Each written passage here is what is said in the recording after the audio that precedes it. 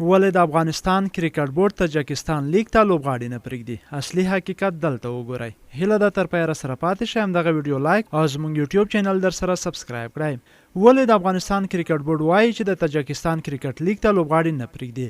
دلیل یې دا دی ځکه دغه هیواد د نړیوالو شورا بشپړ غړیتوب لرونکی هیواد نه دی. د نړیوالو شورا د لیګ ترسره کولو اجازه نه لري چې د کرکټ نړیوالو شورا د اصولو پر بنسټ موږ خپلو لوبغاړو ته د لوبېدو اجازه ورنکړل شو. تور نه لګوم خو وایم چې دا پریکړه د شخصي عقیدو په اساس شوې ده.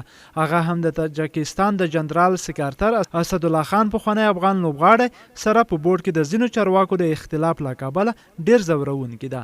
ماته د بورډ دلیل هیڅ قانع کوونکی نه دی. اول، آیا ټي10 لیګ په حواله کې د نړیوالو شورا سره رسمیت درلود چې زموږ او نړۍ مشهورو لوبغاړو پکې لوبې وکړي؟ دویم، ټي10 د کوم هیواد رسمي لیګ و چې تاسو ورته لوبغاړي واستول؟ دریم، آیا د هانګ کانګ لیګ رسمیت درلود چې لسګونو نړیوالو لوبغاړو پکې لوبې وکړي؟ څلورم، ځینې داسې نور لیګونه هم شته چې د کرکټ نړیوالو شورا سره رسمیت نه لري خو نړیوال لوبغاړي پکې لوبېږي. پنځم، آیا افغانستان د ICC غړی و چې لوبغاړي د پاکستان په داخلي رسمي لوبو کې ولوبېدل؟ شپږم، تاجکستان لیګ ته سوپر سټارز ما ورلېږئ، د 19 کلنو لوبډلې کلبونو او زونونو لوبغاړي ورواستوئ، هم به تجربه ترلاسه کړي، هم به څه ناڅه پیسې وګټي او هم به پر تاجکستان د افغانستان احسانبار وي. اووم، که تاسو دا کار ونه کړ پاکستان به یې وکړي، آیا کوم بل هیواد به یې وکړي؟ لطفا شخصي عقیدې مه پالئ، د وطن د ګټو مسله ده. اتم، افغانستان باید تاجکستان سره مرسته وکړي چې په پښو ودرېږي او په رسمي شي. د اسیا په شورا کې غړیتوب اخیستلو کې پاکستان او د کرکټ په نړیواله شورا کې د غړیتوب اخیستلو کې هند د افغانستان ضمانت کړی و. افغانستان کرکټ بورډ یې ولې نه زده کوي؟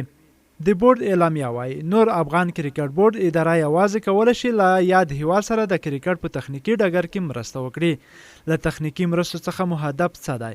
چې لوبغاړي ورنه لېږئ، تخنیکي مرستې ولې ورسره کوئ؟ سړی حیران پاتې شي. بیا هم وایم لطفا شخصي عقیدو له کبله دغه وران ویجاړ هیواد ګټې مه تر پښو لاندې کوئ. یو څو ځوان لوبغاړي ورواستوئ، ولاکه توان وکړي. زه یې له درده وایم موږ باید ستراتیژیک فکر وکړو، لنډ فکر ونه لرو. دا لیګ افغانستان لپاره خورا زیاتې ګټې لري، هیڅ توان نه لري. ستاسو سترګې ولې د وطن ګټې نشي لیدلی؟